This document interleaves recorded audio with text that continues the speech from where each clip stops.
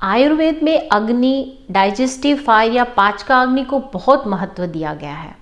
कहा गया है आयुर्वर्णम बलम स्वास्थ्यम उत्साहो उपचयो प्रभा ओजस तेजो अग्नयः प्राणश्चोक्ता देहा अग्नि हेतुका शांते अग्नौ मीर्यते युक्ते चिरम ज्वित्य नामयः रोगी शाद विकृते मूलम अग्नि तस्मात् निरुच्यते। यानी मनुष्य के शरीर की आयु, वर्ण, बल, उत्साह, स्वस्थता, शरीर की बुद्धि, कांति, ओज, तेज, अग्नियां, प्राण, ये सभी देह की अग्नि या पाचकाग्नि के अधीन होते हैं। यदि जठराग्नि शांत हो जाए या नष्ट हो जाए तो मनुष्य की मृत्यु हो जाती है। ऐसा हमने देखा भी है कि जब हम जीवित रहते हैं तो शरीर में गर्माहट या वामथ होती है। जब शरीर मृत हो जाता है, डेड बॉडी जो होती है वो ठंडी पड़ जाती है। और यदि ये जठराग्नि विकृत हो जाती है तो मनुष्य रोगी हो जाता है। इसीलिए जठराग्नि को आयु, वर्ण, बल इनका मूल कहा गया है। तो इस अग्नि, देहा अग्नि के बारे में जानने के लिए 4 से 5 वीडियो हम सीक्वेंस में बनाएंगे। आज की वीडियो में हम जानेंगे कि अग्नि क्या है, कितने प्रकार की होती है, अग्नि बल भेद से कितने प्रकार की होती है, या हमारी पाचन शक्ति किस तरह की है, क्यों हमें इस पाचकाग्नि की रक्षा करनी चाहिए, इसे प्रोटेक्ट करना चाहिए और इसे मेंटेन रखने के लिए क्या करना चाहिए। तो चलिए शुरू करते हैं। नमस्कार, आयुर्वेदा फ्री हेल्थ इंश्योरेंस में आप सभी का स्वागत है। तो अग्नि क्या है? अग्नि means fire. Fire is an essential of life. तो हम शरीर के बाहर भी फायर देखते हैं, एक्सटर्नल फायर और इंटरनल फायर भी। External fire is also very important. हम देखते हैं कि जितना भी इवोल्यूशनरी है उसमें सब में फायर का महत्व है, परंतु आज हम बात करेंगे इंटरनल फायर, देहा अग्नि, अंतर अग्नि, पाचक अग्नि, जो या हमारी डाइजेस्टिव फायर है उसके बारे में। तो जो लाइफ का मैकेनिज्म है उसको बनाए रखने के लिए जो ह्यूमन बॉडी होती है उसको फायर की आवश्यकता होती है। ये कह सकते हैं कि ईच एंड एवरी सेल की एक्टिविटी के लिए हमको एनर्जी चाहिए होती है, और वो एनर्जी जो है वो हमको मिलती है पाचकाग्नि या इस देहा अग्नि, अंतर अग्नि से। तो इस अग्नि के बारे में आज हम बात करेंगे। अब ये अग्नि कितने प्रकार की होती है? तो 13 प्रकार की अग्नि बताई गई। पहली है उसमें जठराग्नि, जठर प्लस अग्नि। जठर यानी कि गट, बेली, स्टमक, अग्नि यानी कि फायर, यानी कि फायर इन द बेली। सो ये जो जठराग्नि होती है ये क्या करती है, जो भी फूड या आहार हम लेते हैं उसका जो प्राइमरी डाइजेशन है, प्रीलिमिनरी प्रोसेस जो ये फूड पे करती है, वो इसका कार्य होता है।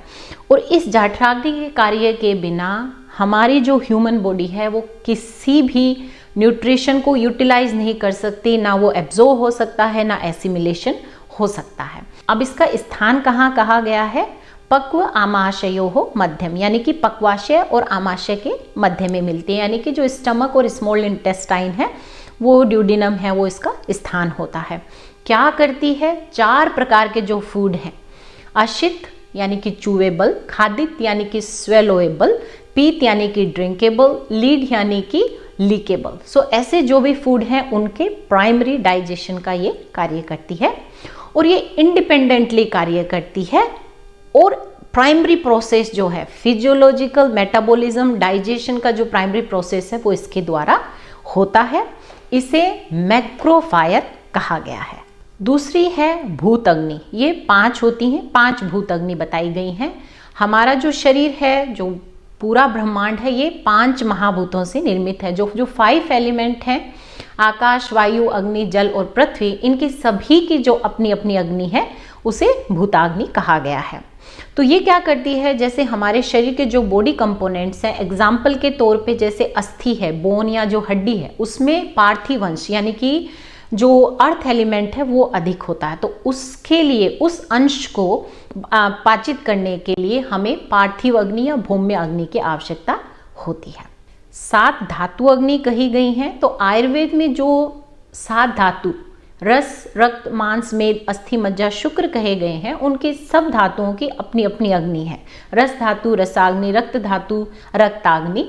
तो जो रस है उसकी रसाग्नि पे जब क्रिया होती है तो वो रस धातु को पोषित करता है, रक्ताग्नि की क्रिया होती है तो रक्त धातु को पोषित करता है, इसी तरह से होता है। तो जो ये 12 अग्नियां हैं, 5 भूताग्नियां और 7 धात्वाग्नियां, इन्हें सब फायर्स या माइक्रो फायर्स कहा गया है। बिकॉज जो मेन सोर्स है फायर का वो तो हमारी जाठराग्नि है, और उसी जाठराग्नि पे चूंकि ये डिपेंडेंट रहते हैं इसीलिए इनको सब फायर्स कहा गया है। तो अब हम इसको सिंपल वे में समझते हैं कि जो नॉर्मल डाइजेशन है उसको हम सब जानते हैं, आयुर्वेद में भी वही बताया गया है, थोड़ा लैंग्वेज अलग है, तो समझते हैं। तो सबसे पहले हमने जो फूड या आहार लिया है वो जाता है स्टमक में। वहाँ क्या कार्य करता है? फायर इन द बेली, जठराग्नि या पाचकाग्नि। तो वो क्या हो गए हैं? स्टमक एसिड, स्मॉल इंटेस्टाइन के जूसेस, पैंक्रियाटिक जूसेस, बाइल, वो सब उन पर कार्य करते हैं। जब उन सब का कार्य हो जाता है तो वो क्या बनता है? आहार रस। वहां पे क्या होता है? उस पर भूताग्नि की क्रिया होती है, यानी कि एब्जॉर्प्शन थ्रू इंटेस्टाइन लाइनिंग और सर्कुलेटरी सिस्टम, यानी कि blood start to carries all these components. तो यहाँ ये क्या कंपोनेंट आते हैं? आयुर्वेद की भाषा में जब हम भूताग्नि की बात करते हैं तो अलग अलग जो एलिमेंट्स है उनकी अग्नि है, जैसे पार्थिव अग्नि, आग्नेय अग्नि, आकाशीय अग्नि, तो अलग अलग इन द्रव्यों पे कार्य करती है। सिंपल भाषा में हम समझे तो जैसे कॉम्प्लेक्स हमने जो भी खाया, जैसे कार्बोहाइड्रेट है तो वो सिंपल शुगर में आ गई, प्रोटीन्स हैं वो एमिनो एसिड में, फैट जो है वो ग्लिसरॉल और फैटी एसिड्स में आ गए हैं, तो उनका यहाँ सर्कुलेशन हो रहा है। तो यहाँ के बाद जो पाचन हुआ है तब ये जाता है लीवर में। लीवर में स्टोर होता है, प्रोसेस होता है और इसकी डिलीवरी होती है जहाँ भी शरीर के जिस भी पार्ट में उस न्यूट्रिशन की आवश्यकता है according to the bodily need. तब हम इसको कहते हैं कि धात्वाग्नि का कार्य होता है, यानी कि प्रत्येक धातु पोषित हो रही है, उत्तरोत्तर धातु पोषित हो रही है। हम कह सकते हैं कि प्रत्येक जो शरीर की कोशिका है उसको ऐसे पोषण मिलता है। हमने बात करी जाठराग्नि इंडिपेंडेंटली काम करती है, परंतु जो भूताग्नि और धात्वाग्नि है वो डिपेंड करते हैं जाठराग्नि की क्वालिटी और क्वांटिटी पर। यदि हमारी जाठराग्नि बहुत अच्छी है तो ये दोनों अग्नि भी अच्छी रहती हैं। तो यदि जाठराग्नि या पाचकाग्नि वीक है तो भूताग्नि और धात्वाग्नि भी वीक होती हैं। एग्जाम्पल के तौर पे जैसे धात्वाग्नि वीक है तो वो न्यूट्रिएंट्स को मेटाबोलाइज करके अवेलेबल नहीं करा पाएंगी, तो जो धातु है वो प्रॉपर नहीं बनेगी और यहाँ पर जो है धातु की वृद्धि होगी, यानी कि इम्प्रॉपर धातु वहां होगी।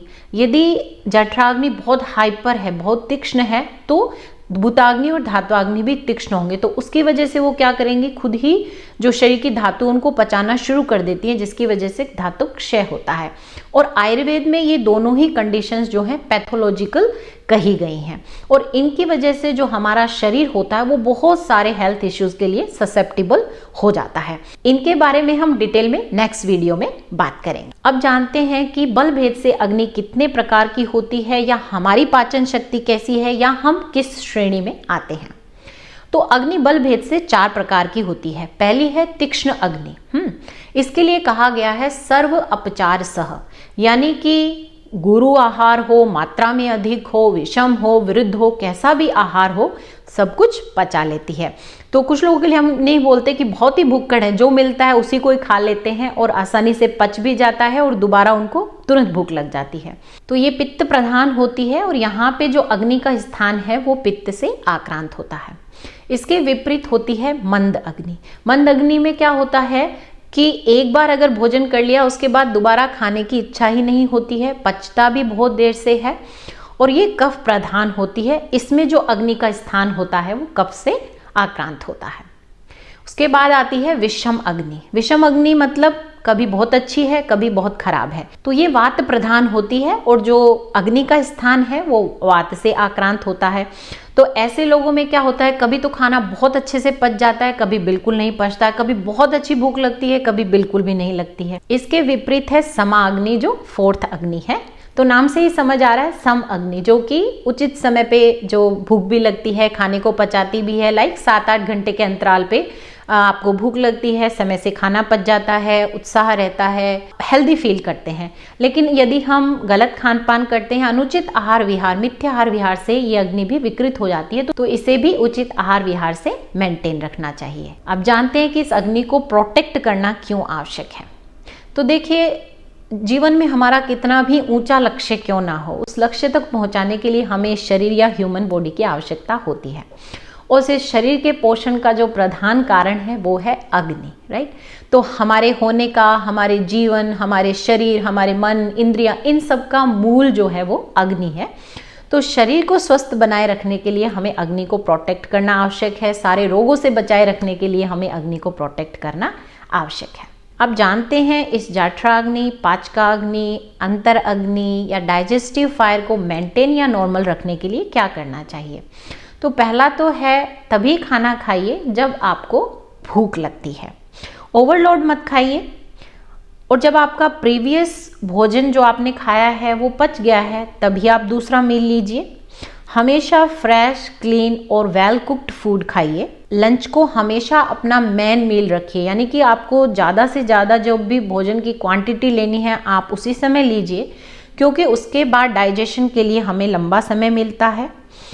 अवॉइड ऑयली, स्पाइसी और फ्राइड फूड। यदि आप ले भी रहे हैं तो उनको मॉडरेशन में या मात्रा में लीजिए। उसके अलावा बासी भोजन है, ठंडा है, फ्रोज़न है, ये सभी आप अवॉइड करिए, बिकॉज ये जठराग्नि को इम्पेयर करते हैं।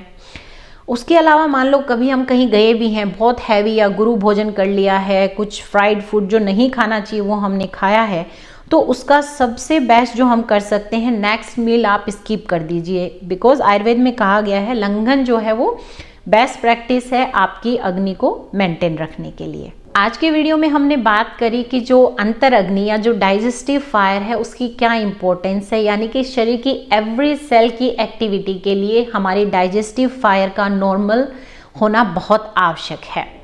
अगले वीडियो में हम बात करेंगे कि ये जो अग्नि है किन किन कारकों पर निर्भर करती है। उम्मीद है आज का वीडियो आपके लिए फायदेमंद रहेगा। यदि आज का वीडियो आपको पसंद आया हो तो प्लीज़ लाइक, शेयर और कमेंट जरूर कीजिए और मेरे चैनल को सब्सक्राइब करना मत भूलिए। मिलते हैं अगले वीडियो में एक नई जानकारी के साथ। तब तक के लिए take good care of yourself, because health is wealth.